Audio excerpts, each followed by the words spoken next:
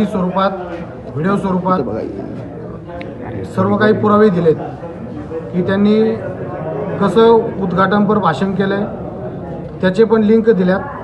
तसेच त्यांनी आरोपी ज्यावेळेस फरार आरोपी होतो तो संसदेतून कसा फरार झाला आहे याची माहिती मी त्यांना दिली.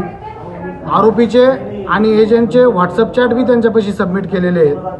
हे सर्व माहिती असताना ही पोलीस यंत्रणा निलेश लंके यांच्यावर का कारवाई करत नाही याबद्दल माझा थेट सवाल त्यांना आहे.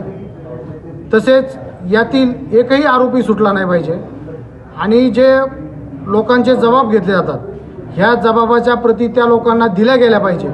ह्या प्रती कोणाच्या म्हणजे दबावाखातर दिल्या जात नाहीत हेही पोलीस यंत्रणेने स्पष्ट करावं. आत्तापर्यंत काय कारवाई केली हेही स्पष्ट करावं. मी त्यांच्याकडं माझे दिलेल्या पुराव्याच्या अनुषंगाने माहिती मागायला गेलो तर त्यांनी मला सांगितलं गोपनीय आहे. गोपनीय असेलही परंतु जर गोपनीय आहे तर त्या अनुषंगाने तुम्ही कारवाई काय केली याची माहिती मला भेटावी अशी माझी त्यांना थेट विनंती आहे. आणि कोणत्याही आरोपीला बचाव करू नये असा माझा थेट पक्ष आहे.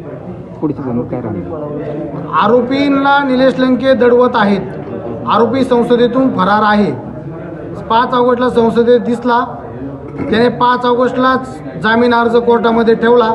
त्याला आरोपी नंतरून केला पोलिसांनी, पण 5 ऑगस्टला त्याचा जामीन अर्ज हा कोर्टामध्ये होता. 5 ऑगस्टला तो आरोपी होता. आणि मग मला हे म्हणायचं काय असं असताना निलेश लंकेंना या सगळ्या गोष्टी माहिती असताना गुंतवणुकीचा उद्देश स्पष्ट करणं, परत आरोपीला पळवणं या सगळ्या गोष्टी त्यांच्या हातूनच घडून राहिल्यात. 4000 लोकांबरोबर मिटिंग घेतली, त्यानंतरून कोणत्या उद्देशाने मिटिंग घेतली आणि मी आरोपींना गुंतवणूक गोळा करण्याची कारवाई करू नका असा व्हिडिओही मी पोलीस SP-ना दिलेला आहे. मग हे जे बोलणं आहे त्यांचं, हा जो उद्देश आहे ह्या उद्देशाची स्पष्टता त्यांनी केली पाहिजे. गोळा करणारे 10 कोटीचं कमिशन घेऊन बसले आणि गोळा करणारे यांच्याबरोबर संसदेत आहेत. मग यांच्यावर कारवाई नको का? निलेश लंके यांना वाचवण्याचा प्रयत्न करतात का?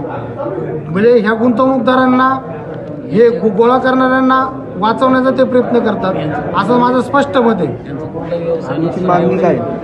निलेश लंकेवर पोलीस यंत्रणेने कारवाई केली पाहिजे. याच्यामध्ये नाही कारवाई केली. आरोपी त्यांच्या संपर्कात आहेत. कारवाई नाही केली तर 15 दिवसांनी मी उपोषणाचा इशारा दिला त्यांना कालच्या निवेदनामध्ये. ते निवेदन पण आपल्याकडे सादर केले. तुम्ही म्हणाले होते त्याला पाहिजे. हा चौकशीचा भाग आहे. ह्या पोलीस यंत्रणेचा चौकशीचा भाग आहे. त्यांनी चौकशी केली पाहिजे.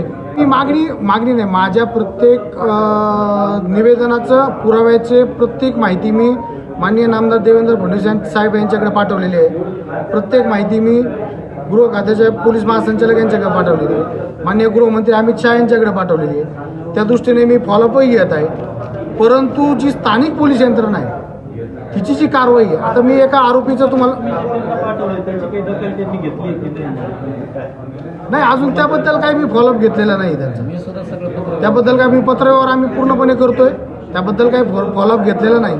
परंतु पोलीस यंत्रणा त्यांना याच्यापासून का बाजूला करते याबद्दल आम्ही त्यांना जाब विचारतो.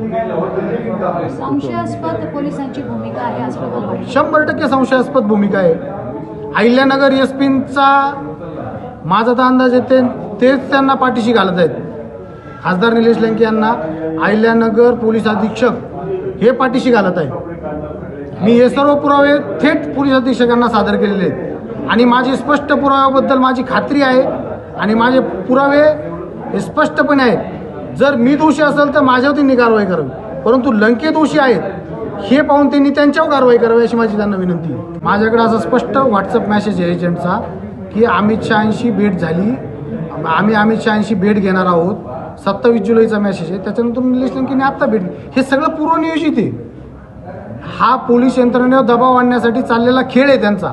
मोदींना भेटायचं, फोटो काढायचे, अमित शहांना भेटायचं, फोटो काढायचे. हा पोलीस यंत्रणेवरती त्यांच्या संविधानिक पदाचा गैरवापर करत दबाव आणण्याचा प्रयत्न चालू आहे त्यांचा. 3000 कोटीचा प्रश्न आहे. हा पैसा कुठं वापरला गेला, कुठं गेला पैसा?